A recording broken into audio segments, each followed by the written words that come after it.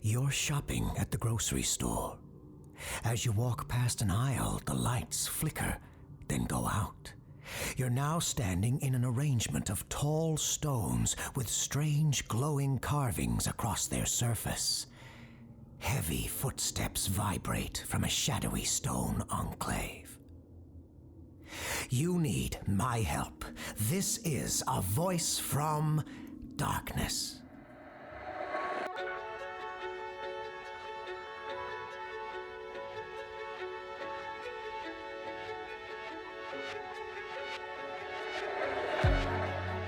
Hello, and once again, welcome to A Voice from Darkness. We've got a packed show tonight, multiple national alerts, an interesting question from a listener that I'll do my best to answer, a longer than normal Today in Odd America segment, and later I'll be talking to returning caller, Amanda, who you might remember is haunted by a black door. I'm afraid I recently stood her up after promising a solution to her problems. I'm sure she, as well as you listeners out there, will want an explanation. Stay tuned for the second half of our show for that conversation. But now, why don't we jump right into our first segment, National Alerts. National Alerts. On our last episode, Bob from Minnesota sent in a question about a diner in Montana where the staff and at least some of the customers appeared to be repeating conversations, all of which were scripted. Bob revealed that he saw a copy of the script and he was in it and was supposed to say things he never would. It may not surprise you then that our first national alert this evening is for Montana. Just off I-94 between Miles City and Forsyth, there's a diner called Spoon's Favor. Do not stop at this diner. After our last episode, I messaged Bob for further information. He provided me the name and location of the diner. However, he told me he went back there himself. He eats there every day now. He has pleasant conversations with the waitress and regulars. He encouraged me to stop by Spoon's Favor myself. He is in the script. The script gives him knowledge and comfort he never had before, he told me. However, I am not in the script, but he's sure they could write me or anyone else in. He thinks things will be better off once everyone is in the script. He declined to provide further information, as that's as much as he was scripted to say. I'm still not sure what this script is, if it manifests in other ways outside of this Montana diner, but I'll keep you updated as more information is uncovered. Our second national alert is for my home city of Chicago. The Chicago Spire has once again appeared. Do not go into it. For those unfamiliar with the building, it's a skyscraper off Lakeshore Drive that began construction in 2007, but was never finished. It disappeared. Somehow, some way, the unfinished building, a spiraling structure that extends 150 stories into the sky, started appearing intermittently in 2012.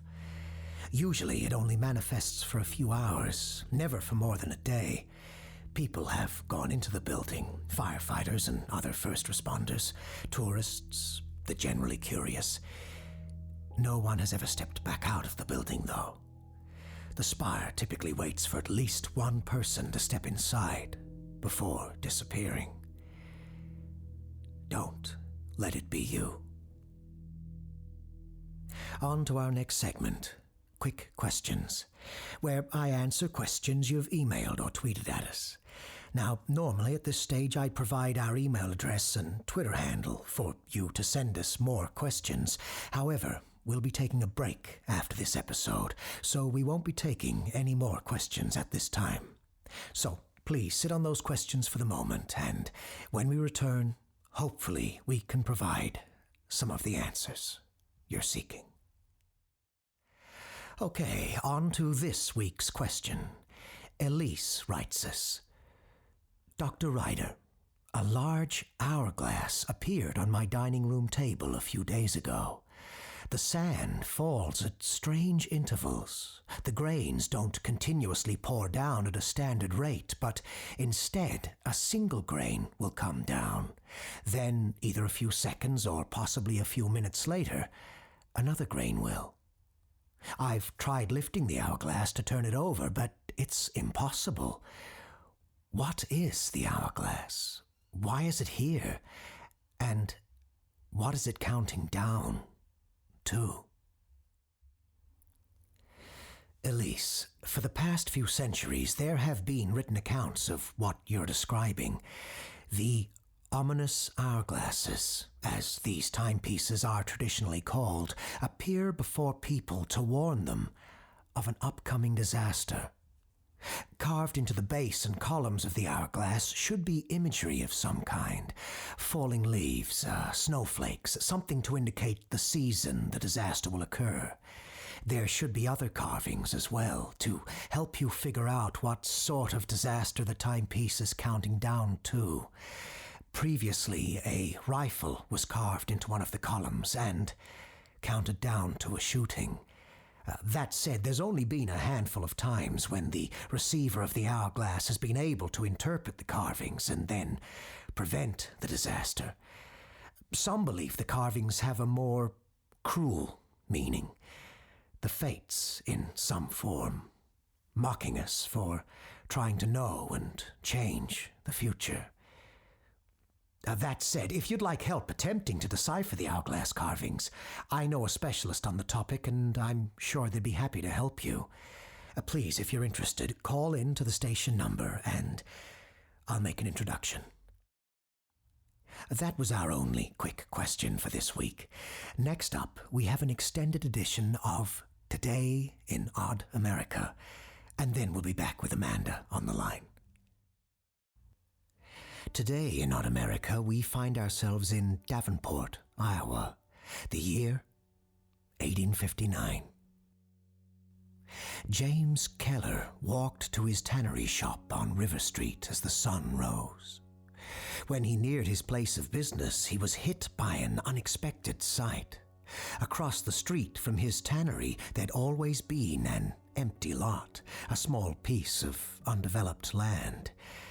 But now, there stood a 2-story brick building. It hadn't been there the previous night, when he'd closed shop. James was taken aback by what seemed an impossible sight, but he approached the strange new structure to get a better sense of what it was. The brick building had a wide display window, and across it were painted 3 characters, E, W, and between them, an ampersand. As James pondered what the E and W stood for, a man in a grey top hat and matching overcoat came out the front door. "Hello, sir," the man in grey said. "I see you're admiring my shop. Would you like to come inside and see what we have to offer?"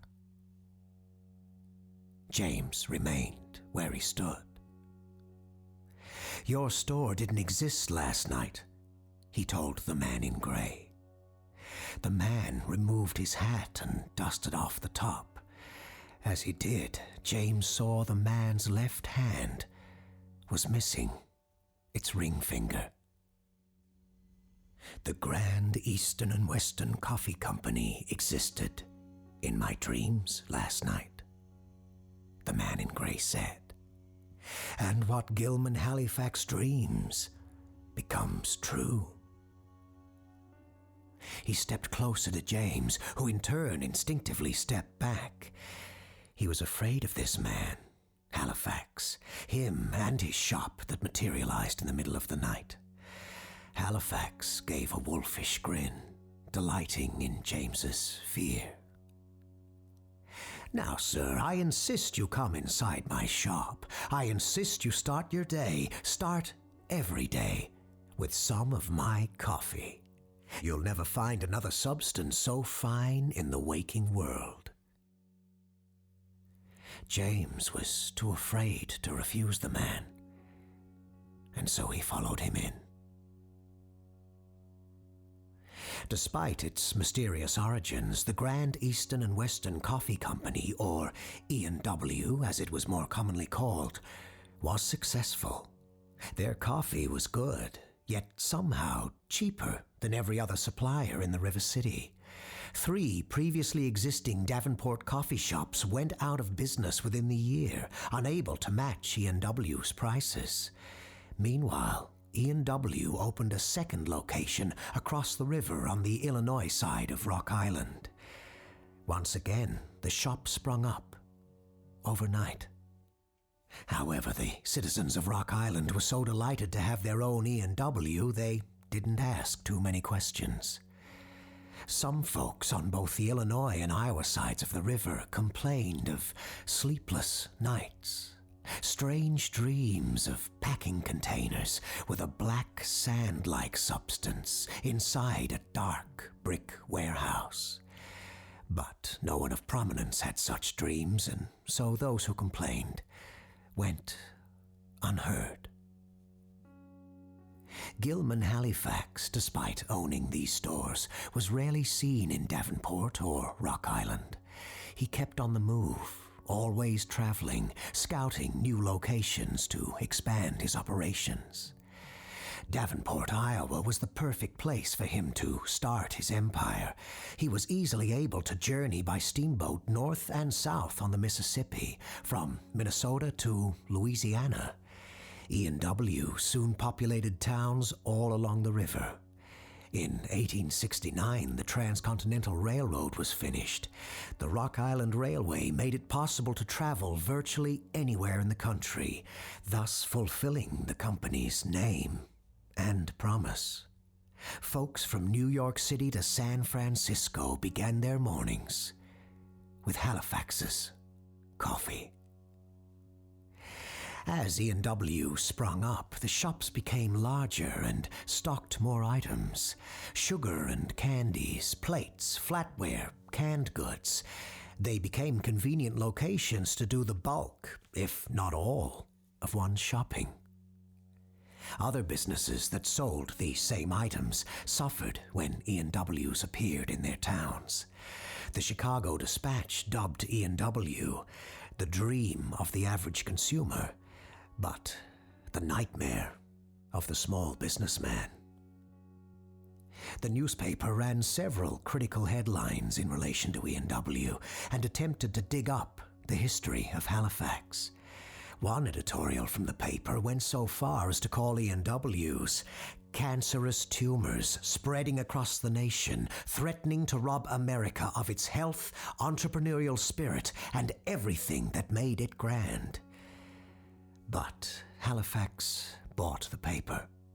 Instead of criticism, the Dispatch then carried E&W coupons in every Sunday edition and never again spoke a negative word about the owner of the stores. Halifax would go on to purchase dozens of newspapers. When a paper got too big for him to purchase, he'd often sue it for libel or slander. His cases had little merit, but they had the chilling effect he wanted. Newspapers stopped printing his name. That's not to say papers stopped talking of Halifax entirely. No, they became more clever. Editorial cartoons portrayed him as a trickster salesman. The most famous such illustration labeled him the traveling salesman.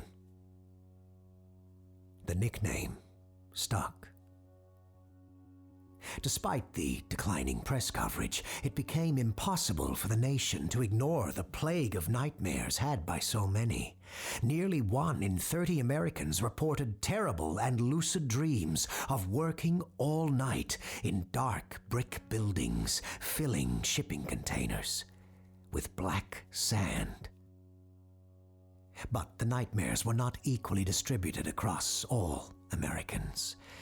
Newly freed slaves and immigrant communities, especially those that spoke little or no English, found themselves disproportionately affected by the warehouse and black sand nightmares. Herman Peake, a man blinded while a slave on a Georgia plantation, claimed he couldn't see these nightmares, but could smell them. And they smelled like Ian W. coffee. And he was not the only one to tie Ian W. to the increasing wave of nightmares. A lawsuit was raised against the Grand Eastern and Western Coffee Company on behalf of the people of the United States. The case made its way to the Supreme Court. The year was 1880, and Justice Stephen Johnson Field refused to have the court hear the case, claiming that the Founding Fathers intended for the Constitution to rule over America, not the land of Nod. Sleep strikes were waged across the country. Strikers organized into large groups and made sure few were ever asleep at any given time, never enough to do any meaningful work in Halifax's nightmare factories. Alongside the strikes, hundreds of E&Ws were vandalized, the shops nearly destroyed and their wares stolen. In some cases, the shop's coffee was used to help the sleep strikers stay awake.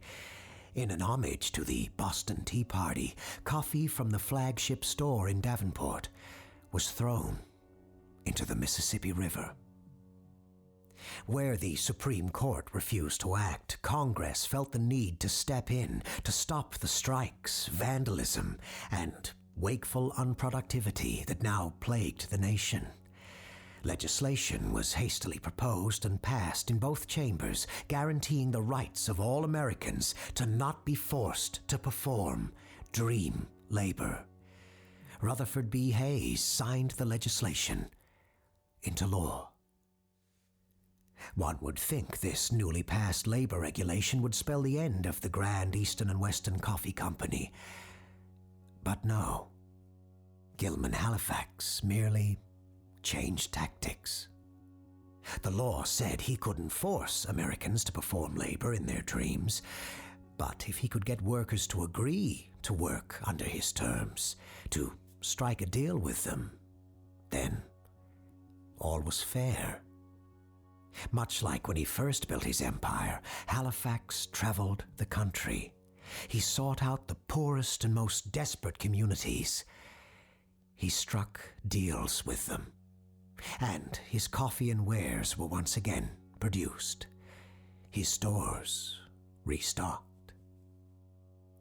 But Americans, by and large, rejected Halifax. E&Ws continued to be vandalized, their products stolen or destroyed.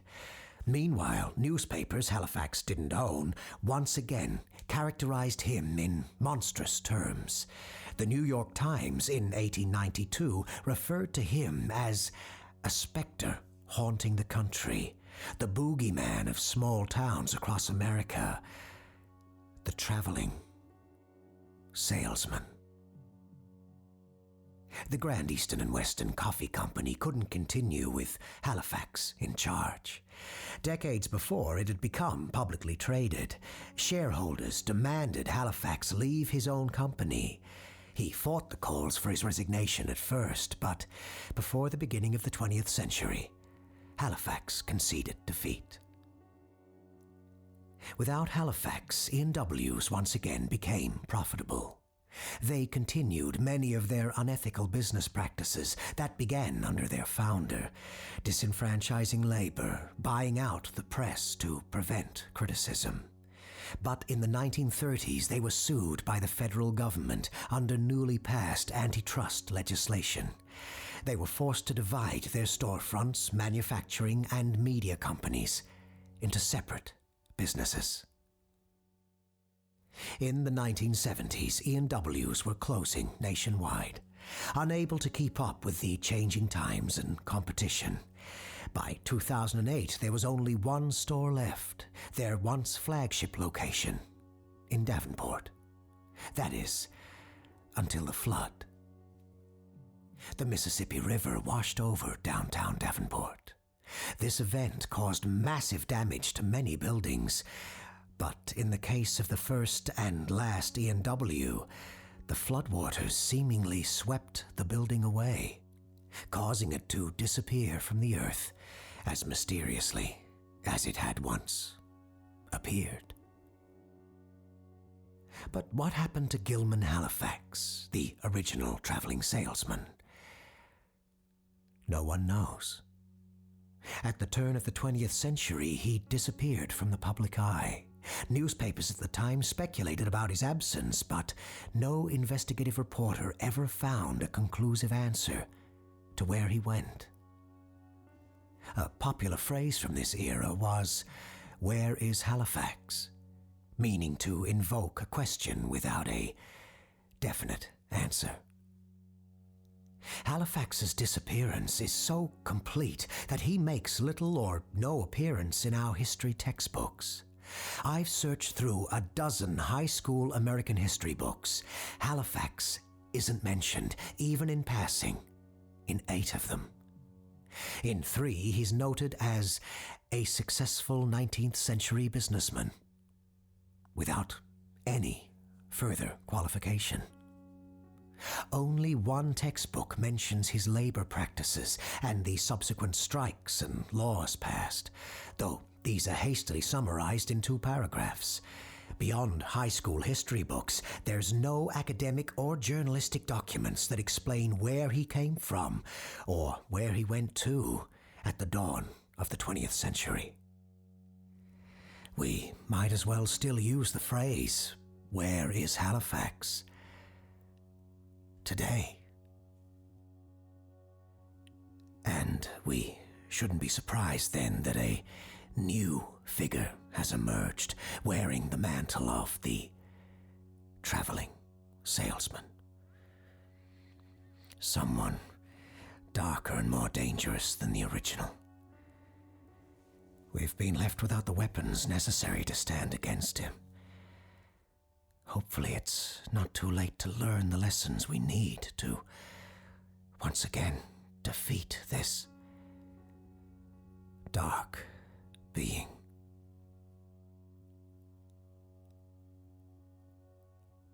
But I believe I've gone on long enough on this subject for tonight.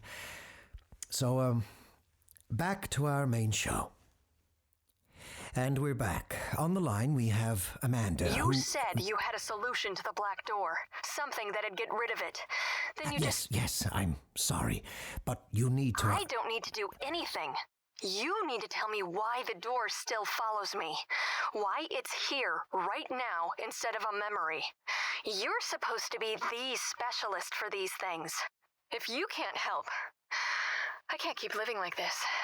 Not when there's an obvious solution that's been here all along. I've decided. I'll open the door. Tonight. I'm prepared to, if you're not able or willing to get rid of it. Amanda, you can't do that. You have no idea what will happen I know what will happen if I don't. The door will keep appearing. People will be possessed in my presence, attempt to hurt me or hurt themselves, while telling me to open the door. Last week, the door appeared as I was walking into my apartment building. Across the street, there was a little girl. She had the bad luck of turning at the wrong time, locking her eyes on the black door. She stepped into the street, into traffic, to get closer and to tell me to open the door. Is she all right? Does it matter to you? Really? I have 1,000 stories like that. We were supposed to meet. You said you had a solution, and then there's radio silence on your end. Until now. Because I realized my solution would only make things worse. There's no way whatever you found could make what I'm going through worse.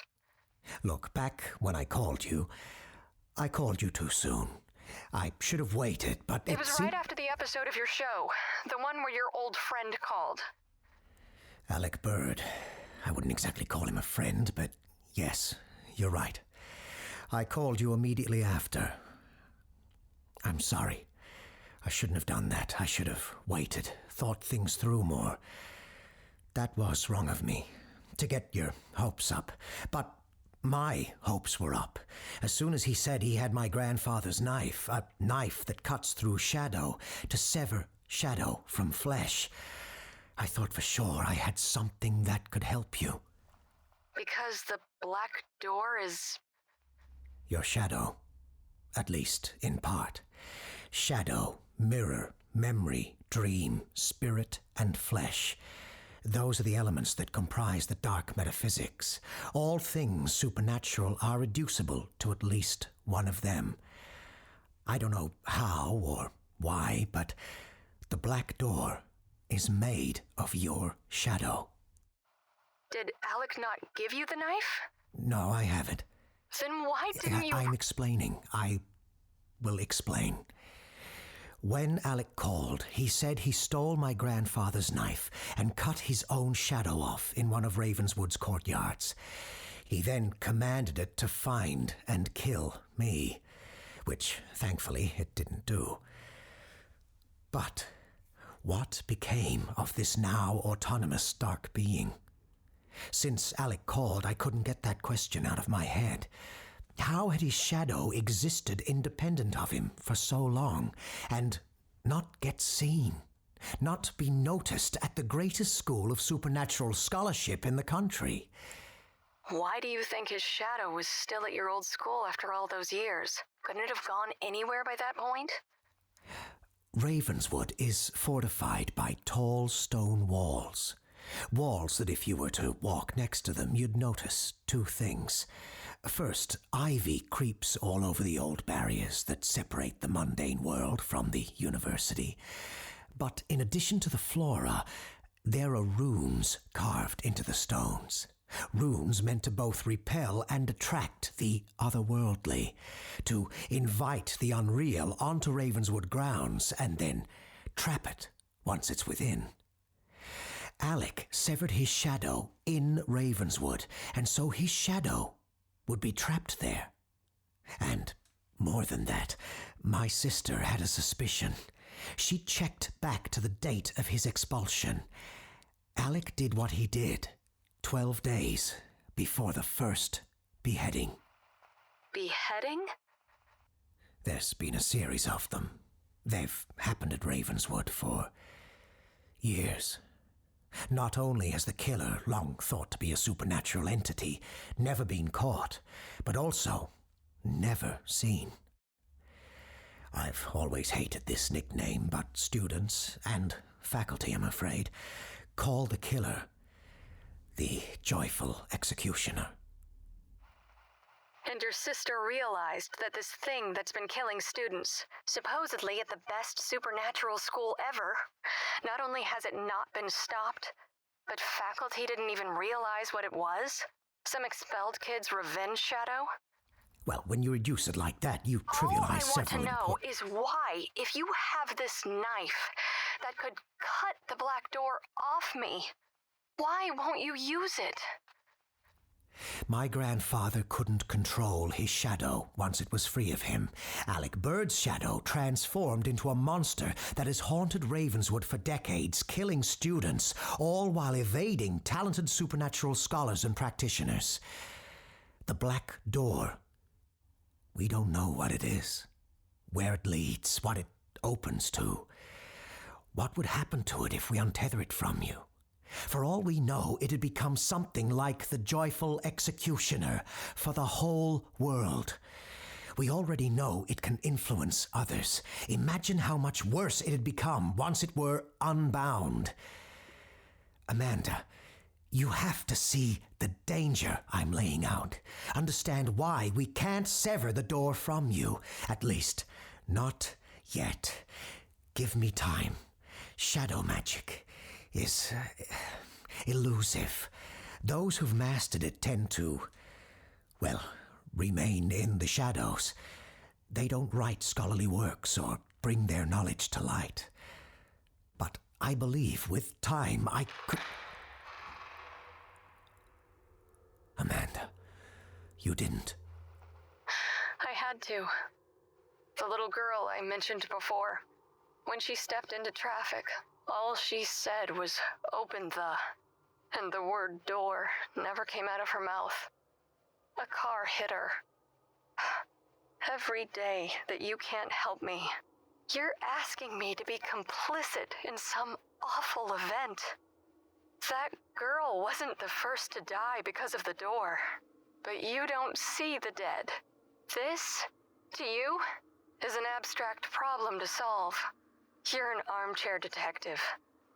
There's blood on your hands, but you don't see it. There's blood on my hands too for waiting so long, and I do see it. I see it all the time, and I can't wait any longer. I can't let my hands get any bloodier. All I see from the other side of the door is darkness, but far, far off in the distance, there's a tiny pinprick of light. I wonder what'll happen if I go to it. You have no idea the consequences of what you're doing. You think your hands are bloody now. Whatever will happen if you go... Whatever those consequences are, if there even are any, maybe you'll treat them with some urgency now. The traveling salesman said he wouldn't be able to help me. I wish I'd believed him sooner. That little girl would still be alive. Goodbye, Dr. Ryder. Amanda, wait! We can still... We can... still...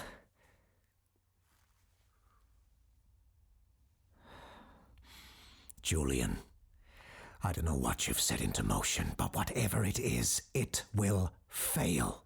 I promise you that. That's all for tonight. I need to go make some preparations. You'll hear my voice again, though, in another time, another place. This has been a voice from darkness.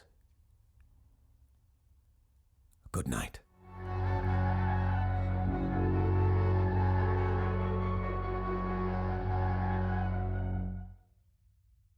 Thank you once again for listening to A Voice from Darkness. That was Chantel Turner as Amanda, and as always, Kristin Holland as Malcolm Ryder. If you enjoyed Kristin's performance, please check out Nocturnal Transmissions, his short horror story podcast. You find some of the best classic and contemporary weird and horrific fiction, and his narration is phenomenal. That's it for our first season, but we'll be coming back sooner than you might expect. In October, we'll be starting our second season and launching a Patreon that'll have exclusive episodes and content. More on that to come. If you enjoyed what you heard, please consider sharing our show with others or rating and leaving us a review wherever you found us.